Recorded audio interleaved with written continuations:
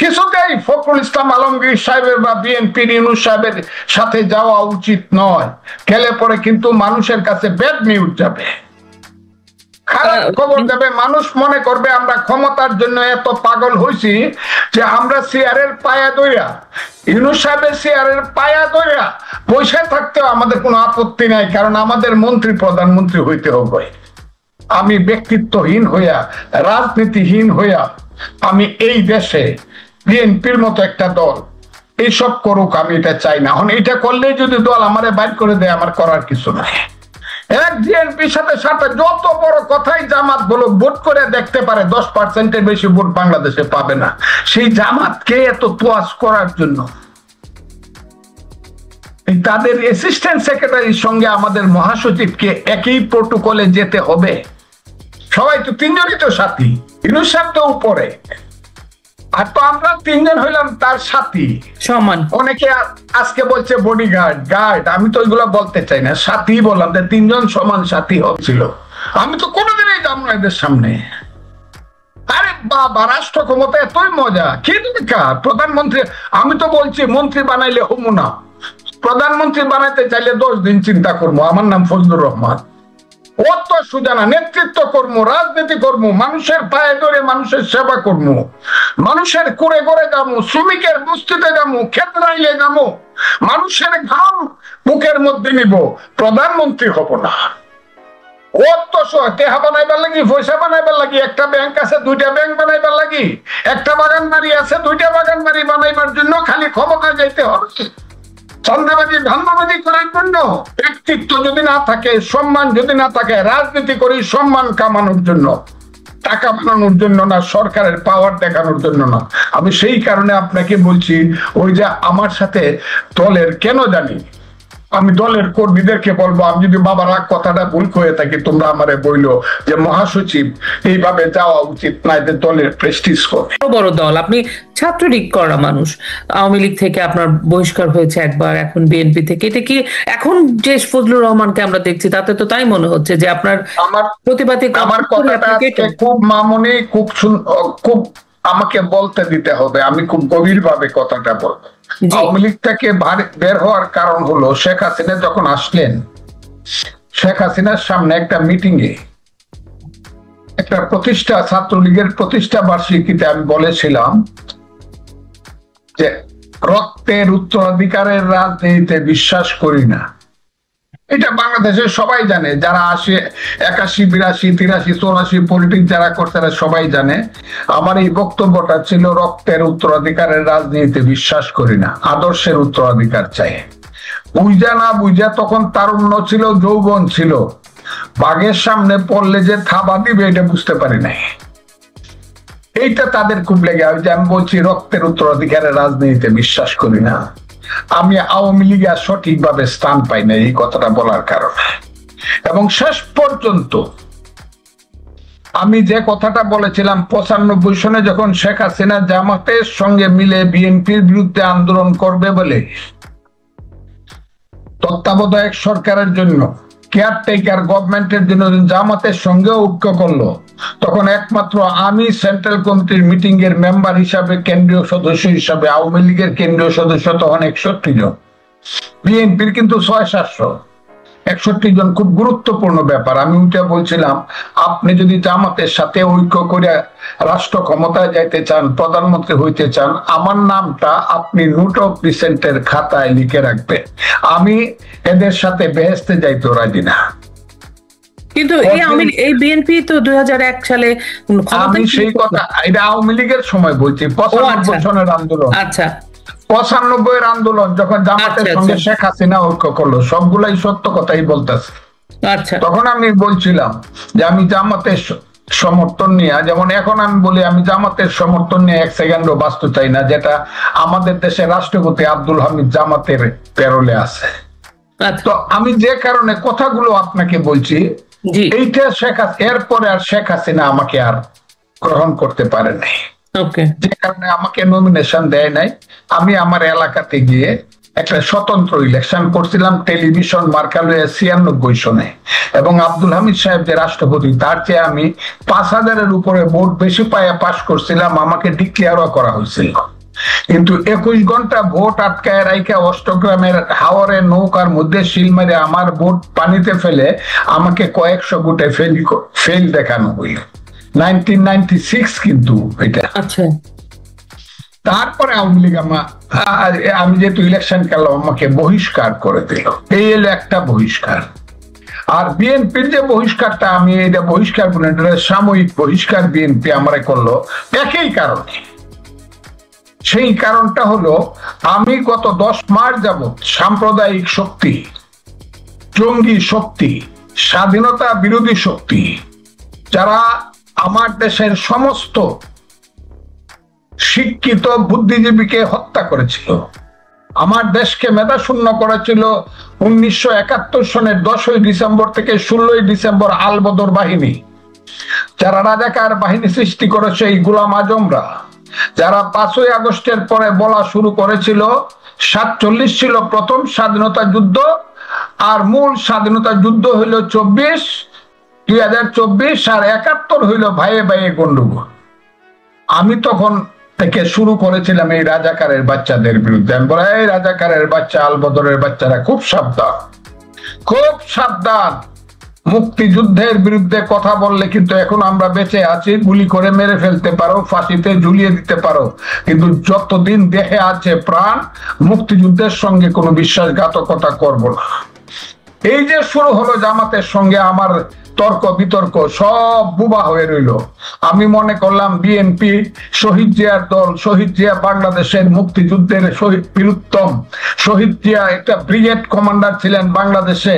27শে March উনি স্বাধীনতার ঘোষণা দিয়েছিলেন চট্টগ্রাম কালুরঘাট বেতার কেন্দ্র থেকে। আমি মনে করছিলাম তার দলের কেউ না কেউ বোধহয় জামাতকে প্রতিবাদ করবে, কিন্তু কেউ প্রতিবাদ করে নাই। তখন আমি প্রতিবাদ করেছিলাম। সেই প্রতিবাদের মধ্য দিয়ে আমি জামাতের কাছে হয়ে গেলাম ফজলু পাগলা। যখন তারা কিছুতেই আর আমাকে থামাইতে পারতেছে না, আমার যুক্তির সাথে পারতেছে না, তখন আমাকে বলা শুরু করলো ফজলু পাগলা। সেই জামাত এই ধরনের বিশ্রী কুশ্রী এবং বিভৎস এবং কুৎসিত কথা বলে, তারা নাকি ইসলাম আল্লাহ কে এদেরকে জাহান্নামে নেবে কিনা আমি জানি না, কারণ এর মালিক তো আর আমি না, কিন্তু তারা ইসলামের নামে যেভাবে কুৎসিত কথা বলে ইউটিউবে, অকল্পনীয়। শুধু আমার ব্যাপারে না, শুধু জিয়াউর রহমানের ব্যাপারে বলে, খালেদা জিয়ার ব্যাপারে বলে, তারেক রহমানের ব্যাপারে বলে, বঙ্গবন্ধু শেখ মুজিবুর রহমানের ব্যাপারে বলে। বাংলাদেশের এমন কোন সম্মানিত মানুষ নাই যাদের নামকে বিকৃত করে এবং কুৎসিত ভাবে এই জামাত বকাবকি বা স্লোগান দেয় না। এরা নাকি আবার ইসলাম। এদের বিরুদ্ধে যখন ফাইটের শেষ পর্যায়ে আসলাম আমি এদেরকে কালো শক্তি বলা শুরু করলাম, যে এই কালো শক্তি 5ই আগস্টের একটা অংশ ঘটিয়েছে। কারণ 5ই আগস্টের দুইটা রূপ, একটা হলো মানুষের আকাঙ্ক্ষা, গণতান্ত্রিক আকাঙ্ক্ষা। 3 বার ভোট দিতে পারে নাই শেখ হাসিনার আমলে, মানুষ মনে করছে ভোট দেওয়ার জন্য শেখ হাসিনা যাওয়া দরকার। হাসিনা অনেক খারাপ কাজ করছে, মানুষ সেই কারণে বিএনপির নেতৃত্বে 15 বছর আন্দোলন করছে। আরেকটা হলো একটা অনেক গভীরে একটা ষড়যন্ত্র, সেই ষড়যন্ত্রটা 1757 সনের ষড়যন্ত্রের মতোই। সেই ষড়যন্ত্রের কালো শক্তির নাম হলো জামাত এবং শিবির, এবং তাদের অগ্রগামী বাহিনীর নাম হলো বৈষম্য বিরোধী ছাত্র আন্দোলন এবং তাদের সেই সব ছেলেরা। আমি এদেরকে অভিনেতা বলি, এখন সবাই বলে এরা অভিনেতা। এরা কেউ না, এরা রাস্তাতে হাইটে গেল 10টা মানুষ জিজ্ঞাসা করে না তোমার বাড়ি কই বা বাপের নাম কি। এদেরকে দিয়ে জামাত অভিনয় করাইছে, কিন্তু আসল ক্ষমতাটা তাদের হাতে রাইখা 71-এর মুক্তিযুদ্ধকে কলুষিত এবং কলঙ্কিত করার জন্য এবং নিশ্চিহ্ন করার জন্য যে চক্রান্তটা করছে, আমি যে টোটাল ফাইটটা করছি, সেই ফাইটের এক পর্যায়ে আমি হঠাৎ করে দেখলাম জামাত থেমে গেল। জামাত থেমে গেল, ফজলুর রহমানরা জীবিত আছে করিয়া জামাত থেমে গেল। কত কথার জামাত মুক্তিযুদ্ধের বিরুদ্ধে বলে না। আশ্চর্যের ব্যাপার হইল, আমি যখন কোর্টে বসে আছি আমার স্ত্রীকে পাশে নিয়ে হাসাহাসি করতেছি, 4টার সময় আইসা পড়বো বাসায়, তখন চতুর্দিক থেকে খবর আসলো আমার নামে নাকি পার্টি শোকজ করছে। কি ব্যাপার? আমি হাসি, কি শোকজ? বাসায় এসে রাত্র 9টার সময় একটা কাগজ পাইলাম, এই কাগজে লেখা আছে কি, আপনি কুরুচিপূর্ণ বক্তব্য রাখেন, কুৎসিত কথা বলেন এবং ধর্মের বিরুদ্ধে আপনি কথা বলেন। আমার কথাটা খুব বোঝার চেষ্টা করেন। কি কুৎসিত, কি কুরুচিপূর্ণ বক্তৃতা আমি করলাম, এটা কিন্তু বলে না যে ওই জায়গাতে আপনি কুরুচিপূর্ণ বলে নাই, কোন ধরনের কারণ বিবৃত করে নাই। এই কথা বলে আমার কাছে খুব আঘাত লাগলো, মনে একটা ধাক্কা লাগলো যে এই বয়সে কি হার্ট অ্যাটাক করবে নাকি? আমি কুরুচিপূর্ণ বক্তৃতা করি। আমার বয়স যখন 26-27 বছর, তখন থেকে আমার বক্তৃতার ক্যাসেট বিক্রি হয়। ওই সারা বাংলাদেশের যেখানে আওয়ামী লীগ অফিস ছিল, সব জায়গাতে ফজলুর রহমানের ক্যাসেটের দোকান ছিল। সেই ফজলুর রহমান কুৎসিত বক্তৃতা করে, কুরুচিপূর্ণ বক্তৃতা করে। আরেকটা হলো আমি নাকি ধর্মের বিরুদ্ধে কথা বলি। যে কথাটা জামাত আমাকে বলে কাফির বললো, সেই কথাটা আবার আমার দল আমাকে বলল। আমার কাছে এত খারাপ লাগলো, আমি ধর্মের বিরুদ্ধে কথা বলি না, আমি ধর্মের বিরুদ্ধে কথা বলি না, আমি জামাত যে ধর্মের নামে ব্যবসা করে তাদের বিরুদ্ধে কথা বলি। এই যে ধর্ম ব্যবসায়ী জামাত আমার মা বোনদেরকে ধর্ষণ করছিল, আমার 30 লক্ষ মানুষকে হত্যা করতে সাহায্য করছিল, এই যে ধর্মের নামে গত 54 বছর গোপনে গোপনে মুনাফিকি করে আজকে একটা ভয়ঙ্কর সাপের রূপ ধারণ করছে যে জামাত, যারা সুবল দিতে যায় মুক্তিযুদ্ধকে, আমি তাদের বিরুদ্ধে কথা বলছিলাম। আমি বলছিলাম জামাতিরা আসল ইসলাম নয়, তারা হলো ওহাবি। আর আমি যে ইসলাম বিশ্বাস করি সেটা হলো এই ভারতবর্ষে ওলিয়া উলিয়া গাউস কুতুব দরবেশেরা, যারা শত শত বছর যাবৎ খাজা মাইনুদ্দিন চিশতি থেকে ধরে সেই খাজা নিজামুদ্দিন আউলিয়া বখতিয়ার খাকি থেকে ধরে হযরত শাহজালাল শাহপরান, হযরত শাহ সুলতান নেত্রকোনা, সেই গেসুদারাজ, সেই বাইজিদ বুস্তামি থেকে ধরে এই সারা সমস্ত ওলিয়া উলিয়া গাউস কুতুব দরবেশ জেদ্দে সুফিবাদ, আমি সেই সুফিবাদের তরিকায় বিশ্বাসী লোক। এবং এটা আমি বলি, সেই সুফিবাদের উপরে এখন কিন্তু সারা বাংলায় এক সময় সুফিবাদী ছিল, কিন্তু জামাতকে প্রশ্রয় দেওয়ার কারণে গত 2001 সন থেকে এই দেশে আস্তে আস্তে সুন্নিরা শেষ হয়ে যাচ্ছে। সুন্নিদের মাজার আক্রমণ করা হচ্ছে, তাদেরকে হত্যা করা হচ্ছে। শুধু হত্যা করা হচ্ছে না, কবরে ছেলে দেওয়া হচ্ছে, কবর থেকে তুলে আবার রাজবাড়িতে লাশটা পুড়ায় দেওয়া হচ্ছে। এর চেয়ে বিভৎস, জঘন্য এবং মানবতা বিরোধী কাজ কোনোদিন হয় না, কিন্তু সেই জামাতের বিরুদ্ধে কোনোদিন বিচার হয় না।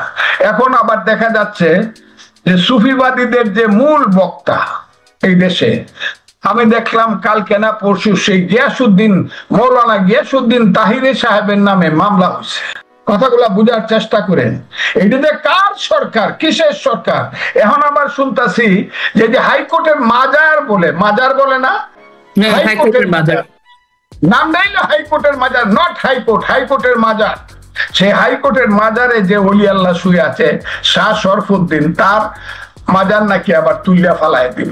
এটা শুনতাছি। এর চেয়ে অপরাধী কথা, জঘন্য কাজ। কিন্তু এটা জামাতরা যেহেতু রাষ্ট্র ক্ষমতায় আছে এবং ইউনূস যেহেতু তাদের সাথে, ইউনূস সাহেব, আমার মনে হয় শাহ শরফুদ্দিনের এই যে হাইকোর্টের মাজারের যে কথাটা, যার সঙ্গে মাজার জড়িত আছে, সেটা তারা ফেলেই দিবে বলে মনে হচ্ছে। কিন্তু আমি এটা প্রতিবাদ করছি এবং করে যাব। এইটা হলো ধর্মের ব্যাপার। সেই কারণে তারা আমাকে 3 মাসের জন্য এক্সপেল করলো। আমি একটা কথা বলেছি, আমার বয়স 78 বছর। 3 মাস আমার কাছে অনেক বড়। আমি 3 দিনের মধ্যে মারা যাইতে পারি। মহামানব বলছে 60 বছর বয়স হইলে পরে 1 মিনিট সময় স্বর্ণের দামে বিক্রি হয়। পরবর্তী সময়ে আমাকে 3 মাসের জন্য আমার রাজনৈতিক কর্মকাণ্ড স্থগিত করিয়া, দল থেকে আমাকে সাময়িকভাবে বহিষ্কার করিয়া, আমি যে দেশকে সেবা দিতে পারতাম, দেশের জন্য যে কাজ করতে পারতাম, আমাকে সেখান থেকে বঞ্চিত করা হচ্ছে।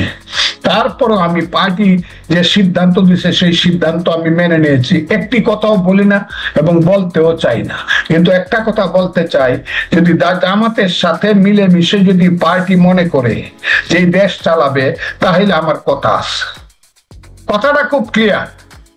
এখন আওয়ামী লীগ যে কোনো কারণেই হোক, খারাপ ভালো, আমি কথাটা বলে খুব খারাপই করছে আওয়ামী লীগ নাই যারা মুক্তিযুদ্ধের কথা বলছে বা মুক্তিযুদ্ধের নেতৃত্ব দিছে, কিন্তু সেকেন্ড পার্টি হিসাবে আমি জিয়াউর রহমানের দলকে মনে করি, এবং সেই জিয়াউর রহমানের দল যদি রিয়েলি মুক্তিযুদ্ধের বর্তমান অসহায় অবস্থায় মুক্তিযুদ্ধের পক্ষে রোল প্লে না করে, তাইলে I have got to say something, আমার বলার আছে। বিএনপি যদি মুক্তিযুদ্ধের পক্ষে কাজ না করে, হয় আমি ঘরে বসে যাব, আমি মুক্তিযুদ্ধের বিরুদ্ধে জামাতের সাথে মিল্লা কোনো কাজ করতে পারবো। একদিক দিয়ে জামাত চট্টগ্রামে বলবে কালকেই ফালায় দিমু বিএনপি রে, ওদেরকে বিরোধী দল না বানায় আর ঘরে যাব না। একদিক দিয়ে বলবে তারেক রহমান চোর ডাকায়, টাকা পয়সা, টাকা উঠে পল্টনে, টাকা যায় লন্ডনে, জামাতিরা স্লোগান দিবে, আমাদের বিরুদ্ধে মিছিল করবে, আর আমরা হাসা হাসা ইউনূস সাহেবের সাথে ওই জাতিসংঘে যাব। কে যাবে? আমাদের মহাসচিব জনাব ফখরুল ইসলাম আলমগীর, আর জামাতের যাবে অ্যাসিস্ট্যান্ট সেক্রেটারি। আরেকজন আছে মাদ্রাসায় পড়া একটা ছেলে, একটু দাড়িওয়ালা একটা ছেলে, হে নাকি নাগরিক পার্টির কি সেক্রেটারি। 300 ভোট পাইব না দাঁড়াইলে, এখনো পার্টির রেজিস্টার, হেরেও জাতিসংঘের গুরুত্ব দেওয়া হচ্ছে। কত বড় চক্রান্ত ইউনূস সরকারের।